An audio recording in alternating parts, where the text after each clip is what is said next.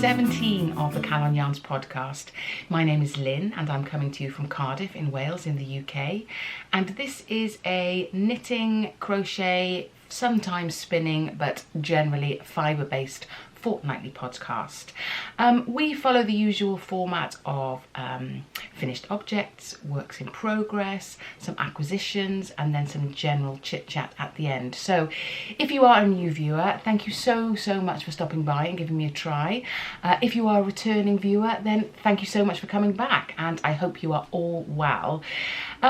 So yeah, grab yourself a drink, grab yourself your project bag, and let's crack on with this episode. I thought we've had quite a few new subscribers this month, so I thought I would just do a little bit of a recap of who I am and where I am, things like that. So as I say, I'm based in Cardiff and I live with my husband and my two children are away at university at the moment. They're both in their second year in different universities doing different courses. They're twins, so they are out and about doing their thing. Hence I record in my son's bedroom, so when he comes home it is chaos. I don't know where to record in the house, but there we go. This is the tidiest this room has ever been. Sorry, but it's true. Anyway, yeah, so I am an avid knitter and crocheter. I am a university lecturer, but my background is in acting and performing, so I teach acting in the university as a BA acting programme. So yeah, it is busy at university at this time of year, getting through all the modules, etc. But where I can, I squeeze in time to do my knitting. So sometimes we have lots of progress, sometimes not so much. So, as you know, I have just completed the flea cardigan, which was a beautiful, beautiful knit, but an absolute labour of love. And after that was finished, I sort of went on a cast-on frenzy. So after a recent visit to Oslo for work and with some friends, I have lots and lots of yarn in my stash. Oops, but there we go. It has to be done sometimes. I feel like I'm stockpiling, ready for the next few months. Years probably, but we all know what that's like. Anyway, so yeah, I have cast on lots and lots of bits and bobs. For me anyway, I'm generally a one or two project kind of gal, but at the moment I seem to have quite a few on the go, and we have a new cast on the horizon. We'll come to that. Anyway, so what else? That's about it really. General busyness and always wanting to be knitting and crocheting and creating, but having to do that work thing, it's very annoying indeed, but I'm sure you all know what that's like. So on with the bits and bobs I've done. So no finished objects this week. I think my longest sort of knitting project are the general socks that tick away in the project bags. Still on the first one, but just about to hit the toe, so hopefully I will be able to get to that point. I dropped a stitch there. It's weird, isn't it, when you do that and you're like, oh yeah, oh no, I haven't, it's fine. Rest easy everyone, I have not dropped a stitch, it's just a bit loose, that one.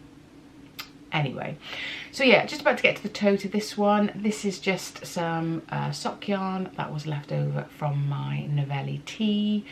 Yeah, what can I say about that? I'll probably do contrast heel and toes.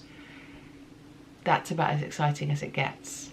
But I'm really liking it now actually, that I have nearly a drawer full of hand knitted socks. Do you have that? Are you getting to that point and you sort of go, I think they need their own drawer, but I don't have enough drawers to dedicate a drawer to my hand knitting socks, but I think they deserve it.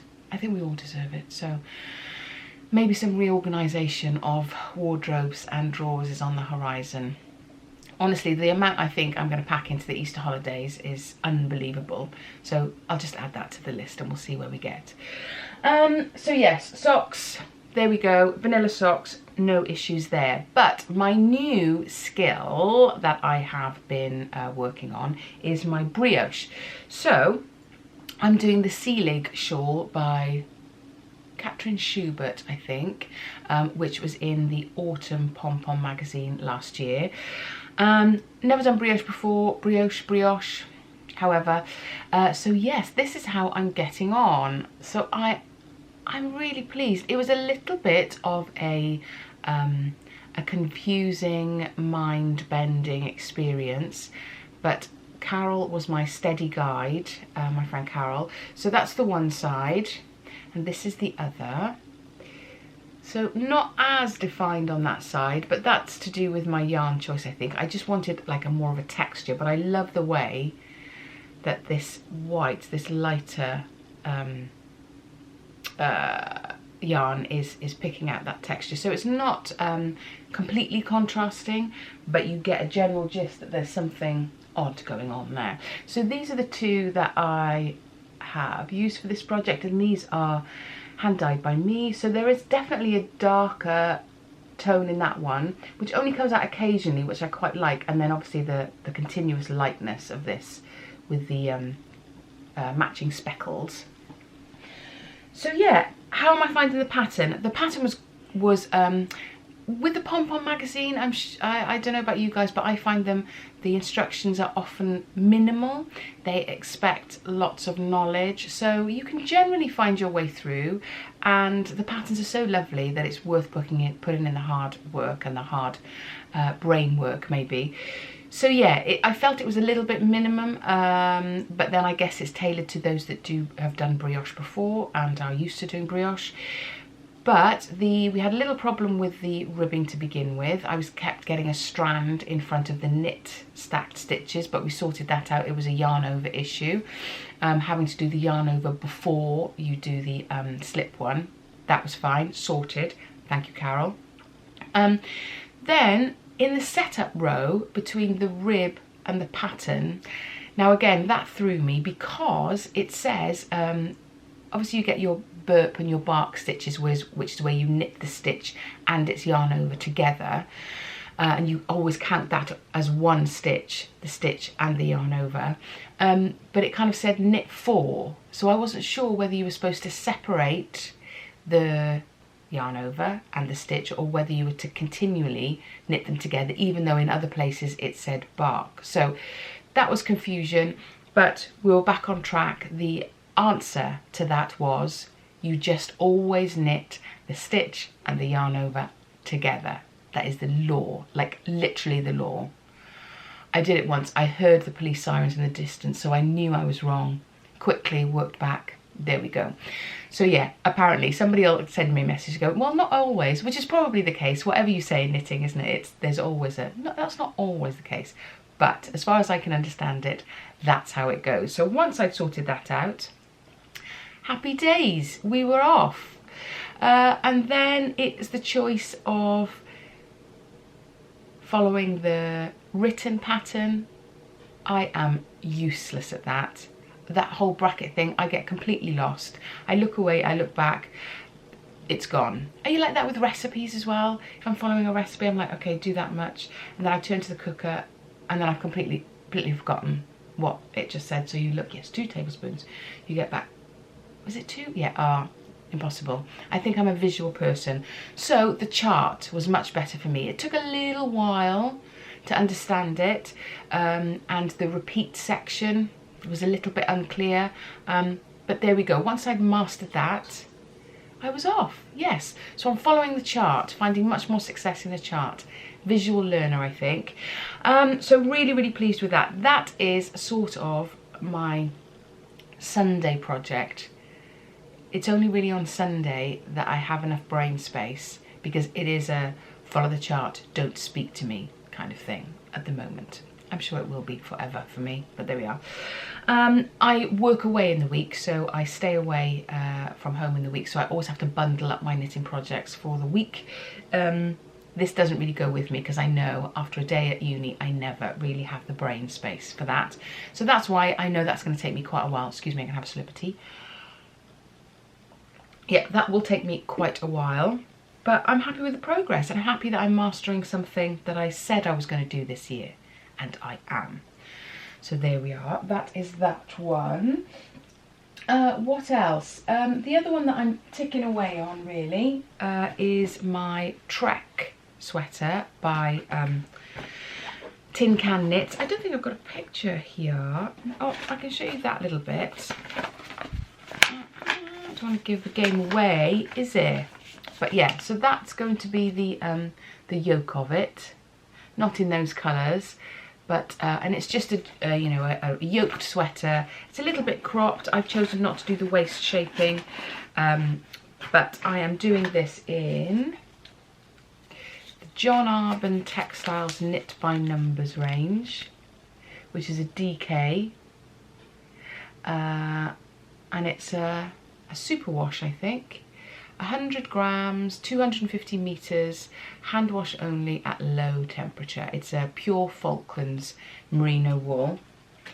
So I'm doing the body in a grey. I've done the two sleeves. The two sleeves are ready.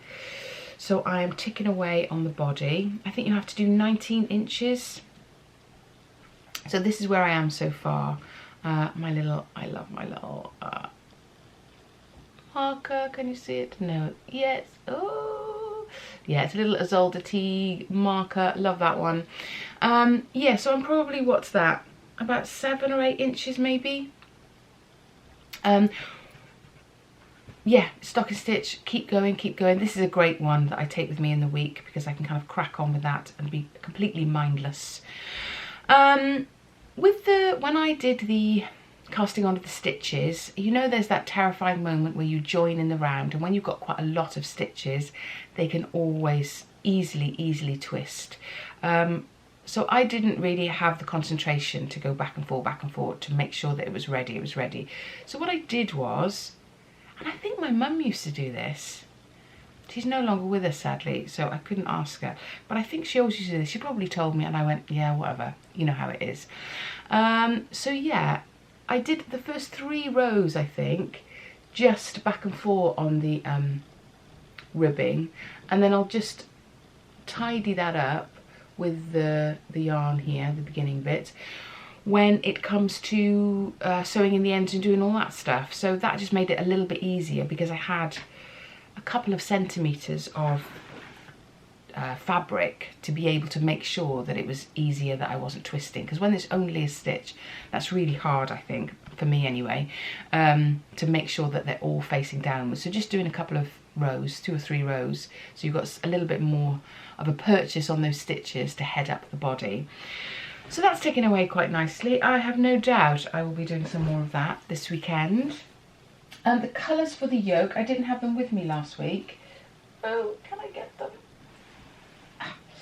So the colours for the yoke are these little balls of wonder, all the John Arbon Knit by Numbers. They're quite autumnal really, aren't they? It's a really lovely yarn to work with. It's very soft and very cosy. I'm not sure if it'll pill. It feels like it might, but it might be one of those ones that just does that first initial pill, and then you can buzz those pills away and it'll be fine. But yeah, I've split. We had 100 grams each, Carol and I, and we split them. So hopefully we'll have enough for the yoke. We'll see. If not, we will judge and fudge. You know, just find your way through. So yeah, that is going very well. Excuse me, I'm going to put these on the floor. I'm not going to throw them on the floor. Should hopefully be hitting the yoke on that next week sometime. Fingers crossed. Talking of yokes, lovely little segue there. In my new Plustra bag with my lovely little Norway Wales pin. Oh Norway, how I miss you. I was talking to somebody the other day who was going to do some study out there for a year. Can I come please?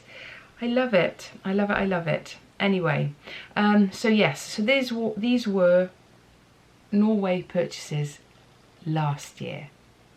So anyway, it is the Isagar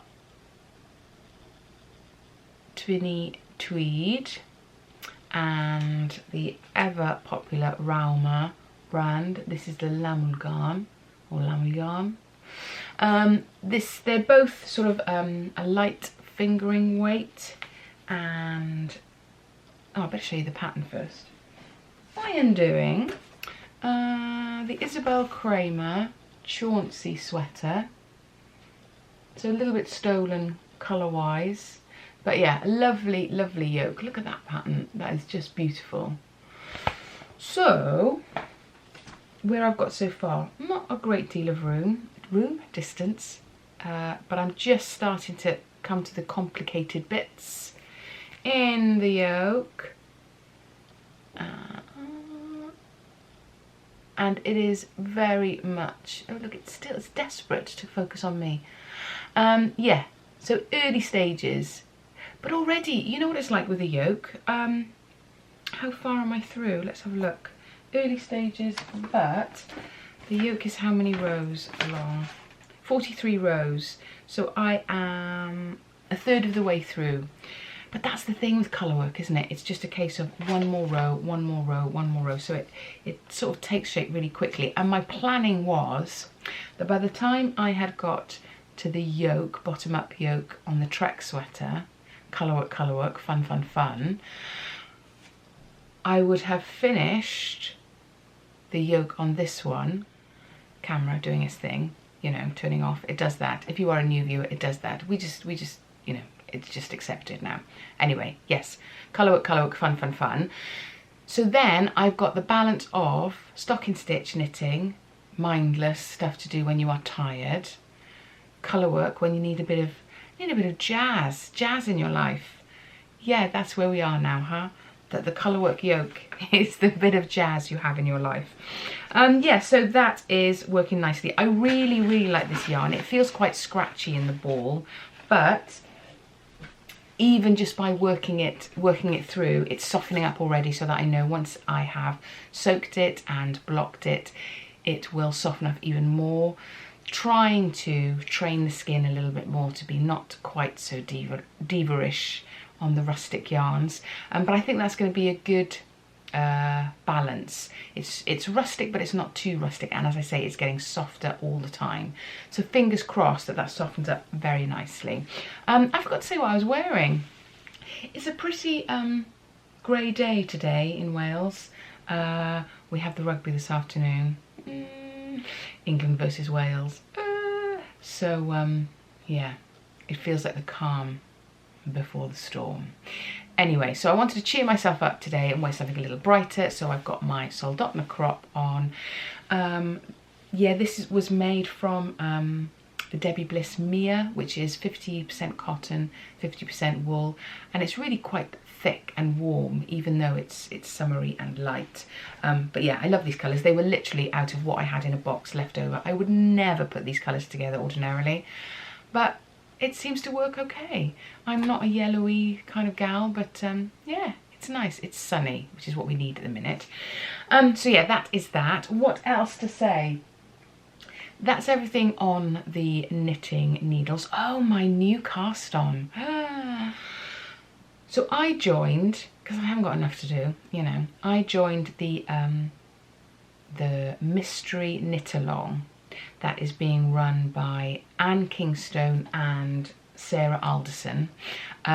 If you haven't seen Anne Kingstone's patterns, then take a look on Ravely. They are lovely. I don't know Sarah Alderson as well as a designer, but I will certainly be checking out more of her stuff as we go along with this MKAL. So it is a shoulder-to-shoulder shawl. Why? Why this knit along, you ask? Well, dear listener, it's a year of trying new things for me, so I want to be able to take more control of my projects, as in adapt them. Done that, done a little bit of that on the Trek sweater. Wanted to do new techniques, brioche, tick. I wanted to do a shawl in a different way, so I've done top down, I've done bottom up, but I haven't really done a side to side. I've done the Find Your Fade, which is a side to side one in a way, but I wanted to do a completely different shape. So it's a crescent shawl, I think, but you do it from side to side. It's also part of the not bingo lingo, that's an entirely different thing. Wet Coast Wools do a bingo challenge where they have lots of different squares with lots of different things, and you tick them off as you go through the year. So that's also a square on that. Guys, I'm all over the shop today. I do apologise. It's not normally like this. So it's you have to do this shawl in 2 skeins of sock yarn.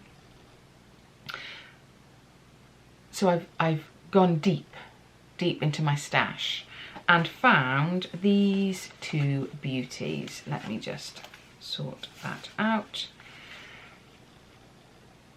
So you're supposed to do it in contrast yarns, but I'm not overly a fan of too contrasting shawls, shawl colours wise, you know what I mean. So I've gone with these 2, which are really lovely complementary ones. This is Cotton Candy. This was part of the breast cancer awareness that Lawn Jane makes. She dyed up these in these pink colours, and part of the price went to breast cancer charity. So it's a 4-ply sock yarn, 100 grams, 425 meters. Nothing too complicated there. Are you going to focus? Oh yes. So these lovely, lovely rich speckles. So there's her branding, and I thought this red matched those speckles rather splendidly. And this, I cannot even remember when I bought this. It is at Eden Cottage Yarns. It was definitely a Wonderwall Wales purchase, but when, I have no idea at all. Probably about 5 years ago, I imagine. So yeah, this is a Blueface Leicester sock yarn. A colourway is Crab Apple, 100 grams, 400 meters, the usual fang. Yeah, so I think this was early days of Eden Cottage Yarns, and I think these 2 together are just a really lovely combination. So we'll see. The first part of the MKAL went out today, I believe. March the 8th, are we on today? Something like that, 7th or 8th, might be 7th. It's a Saturday, that's all I know, that's all we need to know. So the first part goes out today, and you have a choice of whether how you cast on. So I'll have a little read through the options. One option is given by Sarah, one option is given by Anne, and then you work through those sections as you go through the shawl. So I'm very looking forward to casting on that. I will probably be quite behind everyone, I think. The mystery KAL thing is slightly difficult, isn't it? Because if you're a slow knitter like I am, who thinks I am super fast and I can get everything done, and then everything just goes to pot. So I will probably be quite behind on my sections, but that's okay, I don't mind. Because I think I've booked off some days over Easter. We don't really get holidays, Easter holidays, in the same way that schools do, but there's where the students are away, it's quieter on campus, obviously. But I have booked a few days over the Easter break anyway, so that I know I don't have to be in at all, and I can just make some headway. But there is so much to do around the house. Who knows if I'll even get to that bit, but we can but dream. So yarn wise, that is about it really. No, wait, sit down, wait a second. Purchases, book purchases this week, but there's one really interesting one that I wanted to share with you. This is also interesting, but not as, I don't think, whatever. The new Pom Pom magazine is out. There are some glorious patterns in here. And their inclusivity is fantastic. Excellent, excellent, excellent. We are getting there, slowly but surely. So yeah, I'm not going to flick through because I don't want to give any spoilers, but there are some beautiful patterns in there. I think this one, for me, is the one where I could pretty much see myself knitting everything. There's always a couple of things in the Pom Pom magazine that you go, nice, but not for me. But this one, yeah, there's quite a few very nice ones. And there's some brioche ones in there as well, which I can look at now and go, yeah, I know how to do that. we say. But there we go. So that is a nice little flick through that I'll be looking at more closely this weekend.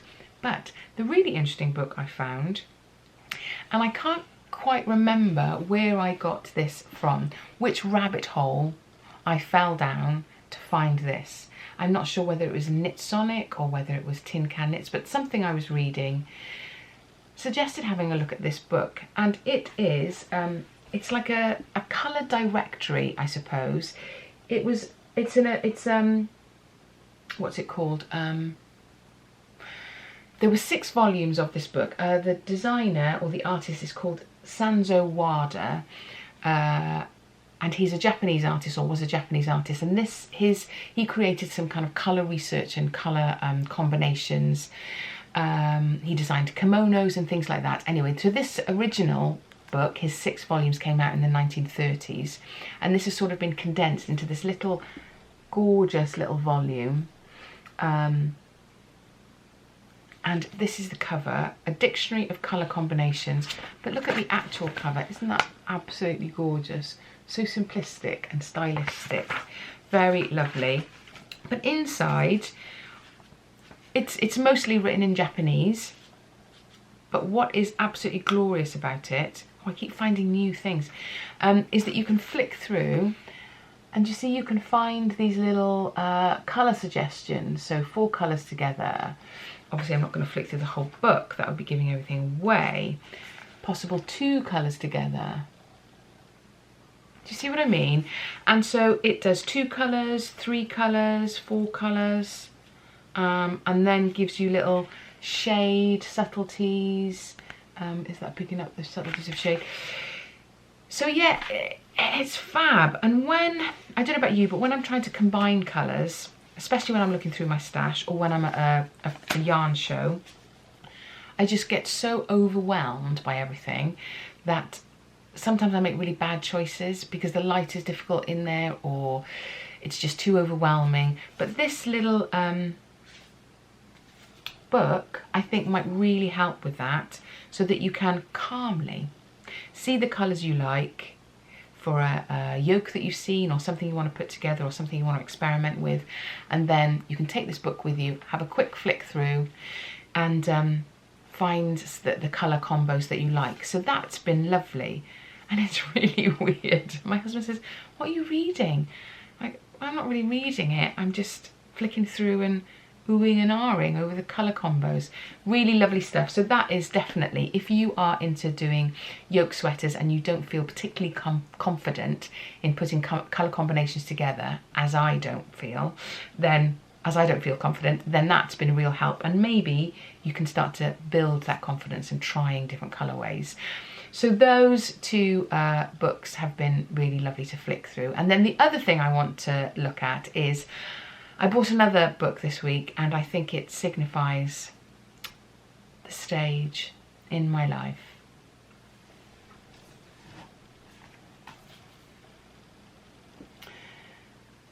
Yeah, hormone imbalance. I think I'm getting there. The old menopause stage, the M word. I have the bestest friends in the world, and I am the sort of the baby of the pack. And so they have all approached this with huge amounts of humour and warmness and hilarity. And all of a sudden I find myself heading there. It's just my body, I've looked after it all my life. I really have. And this is how it treats me. That's not very nice. I feel quite dejected and disappointed in my body for doing this to me.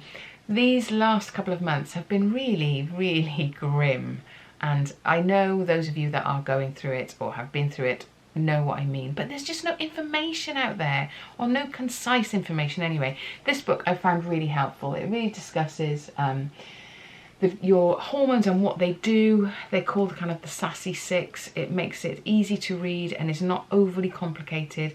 Talks about the perimenopause, talks about the menopause, how you start to really think about how you combine your foods and what you're trying to do with the foods to make your body kind of function as best as it can through this difficult time. So seriously, if you have any suggestions, please drop me a line, because you read all your stuff about your milk thistle and your black cohosh and your fennel seeds and your all this stuff.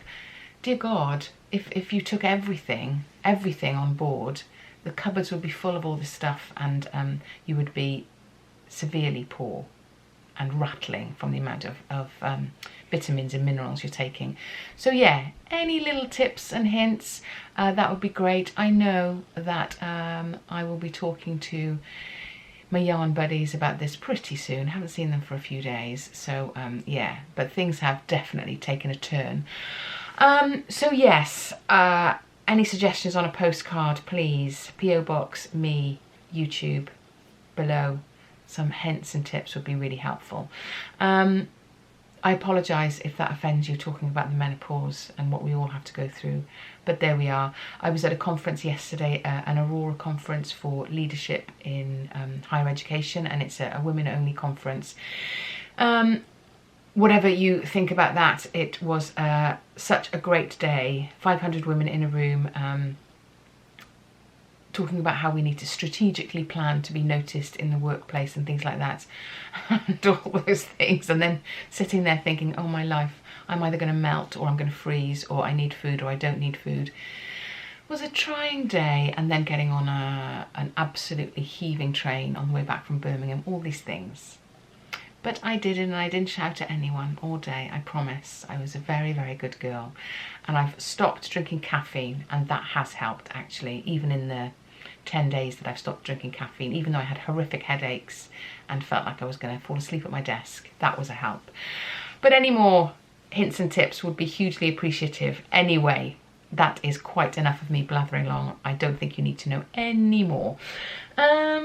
Yes, I hope you guys are all well and you are having some lovely knitting time with your projects, that you are taking your cohosh and your milk thistle and your this, that and the other, and have your feet in bowls of cold water, whatever you need to do to get through the day.